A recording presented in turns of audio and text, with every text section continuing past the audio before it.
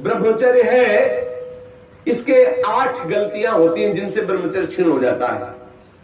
पहला, परस्पर दर्शन काम भाव से। स्त्री पुरुष का परस्पर दर्शन, आपने और कोई क्रिया नहीं हुई, केवल आपने काम भाव से युक्त होकर पुरुष को देख लिया या पुरुष स्त्री साधक को देख लिया, बस गंभीरता पूर्वक अंदर वासना पूर्वक आपने देख लिया। अब आपका ब्रह्मचर्य टिक नहीं सकता, किसी भी तरह से क्षीण हो जाएगा, आपको पता भी नहीं चलेगा।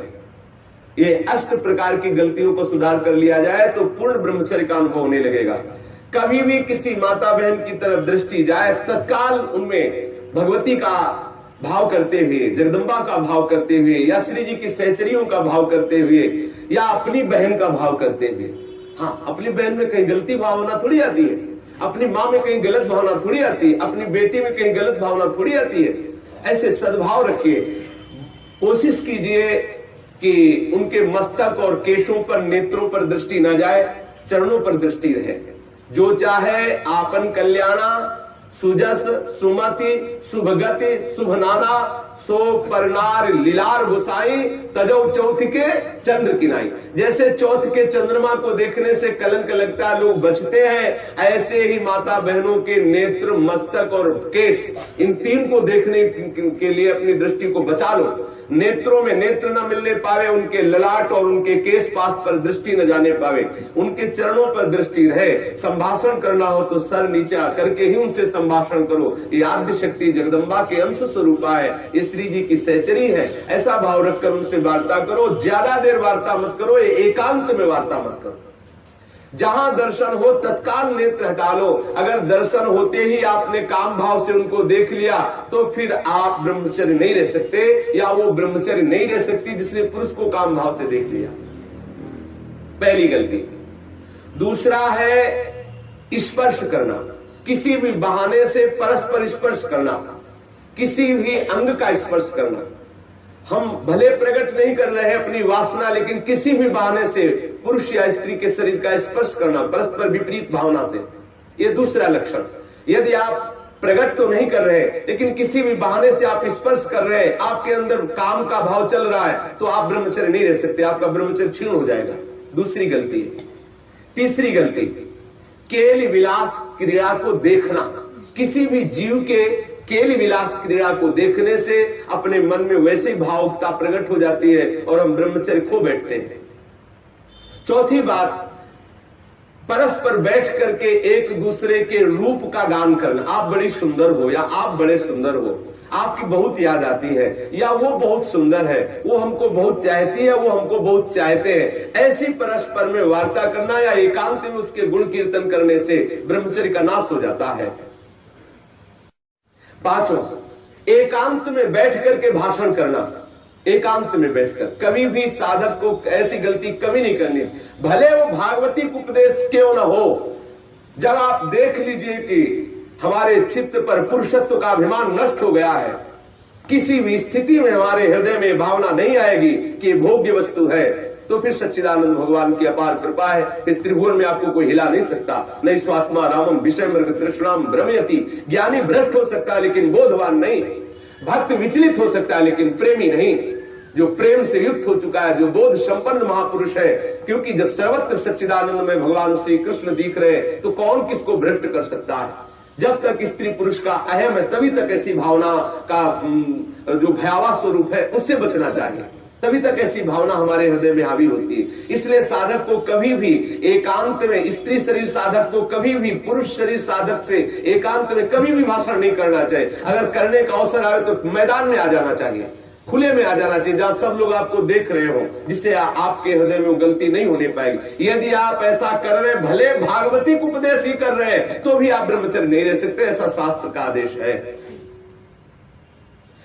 एकांत में किसी स्त्री को दूर से देखकर या पुरुष शरीर को देख करके भोग का संकल्प कर लेना, वासना का संकल्प कर लेना, ये ब्रह्मचर्य का नाश कर देने वाला संकल्प होता है। दृढ़ निश्चय कर लेना, संकल्प कर लेना।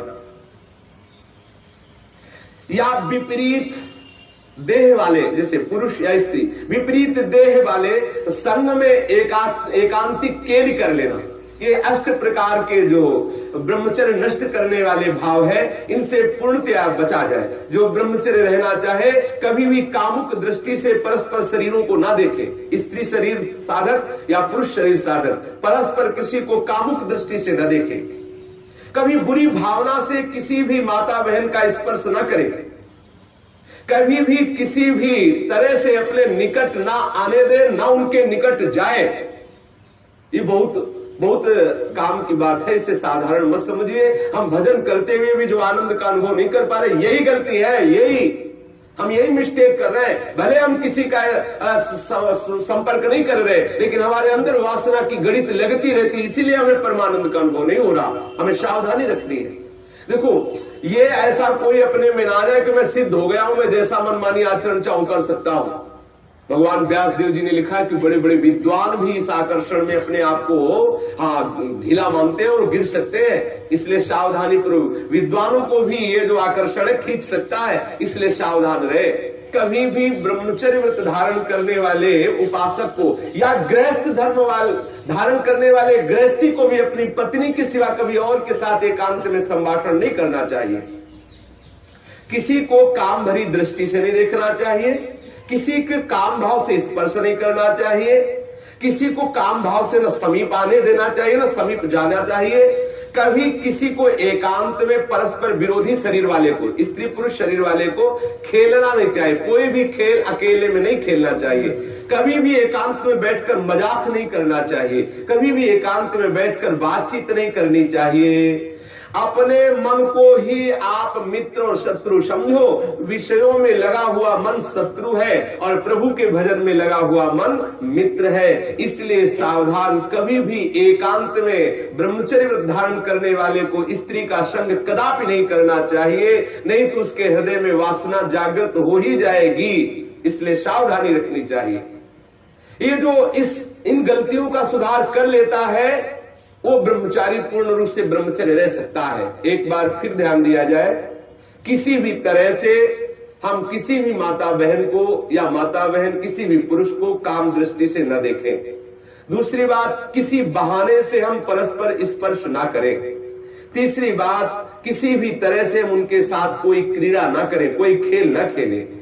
किसी भी तरह से हम 4 लोग बैठ करके उनकी प्रशंसा न करें जिनके प्रति हमारा मन आकर्षण हो चुका है। कभी भी हम एकांत में संभाषण न करें, एकांत में संलाप न करें। कभी भी हम विषयों का संकल्प न कर बैठे, विषय भोग का संकल्प न कर बैठे। इस तरह से हम अपनी इन 8 क्रियाओं से निवृत्त रहे। बुरी भावना से देखना, बुरी भावना से स्पर्श करना, बुरी भावना से निकट जाना या निकट आने देना, ये नहीं होना। बुरी भावना के साथ अंदर से भावना बुरा रखते हुए खेल खेलना, मजाक करना, बातचीत करना, इस तरह से अपने मन को हम विषयों से बचा सकते हैं। अगर 8 क्रियाओं से बचा ले गए तो हम ब्रह्मचर्य रह सकते हैं। यदि आप ब्रह्मचारी होना चाहते हैं तो आप अपने मन को शुद्ध रखिए। आप अपने हृदय को कभी खाली मत छोड़िए। हृदय खाली रहेगा, मन अशुद्ध रहेगा तो शरीर में ब्रह्मचर्य रह नहीं सकते। और जिसका हृदय और शरीर और मन तीनों अशुद्ध है, वो कभी भजन नहीं कर सकता। इसलिए सावधान। आज तो और बहुत बुरी दशा हो रही है, भक्ति के नाम पर वासना का पोषण करते हैं। भक्ति के नाम पर हम सखी तुम सखा, ये सब न जाने कौन सा नाटक। भगवान कैसे कैसे प्रपंच चल गए हैं, कैसे कैसे प्रपंचिक लोग अपनी वासना की पूर्ति के लिए भक्ति का आडंबर कर रहे हैं। भक्ति को हंसी मजाक समझा जा रहा है। राधा कृष्ण की इस महाप्रेममयी लीलाओं को कैसे किस भावना से घसीटा जा रहा है। बहुत दुर्गति होगी, बहुत सावधान। वो देख रहा है जो सबको देख ले। अरे कोई देखे न देखे, तुम तो देख ही रहे हो ना, तुम्ही को वहां बोलना पड़ेगा, वहां तुम छुपा नहीं सकते। सर्वशक्तिमान भगवान तुम्हारे अंदर बैठे देख रहा है। भजन करना चाहते हो, भगवत प्रेम प्राप्त करना चाहते हो तो ब्रह्मचर्य पर पूर्ण दृष्टि रखो।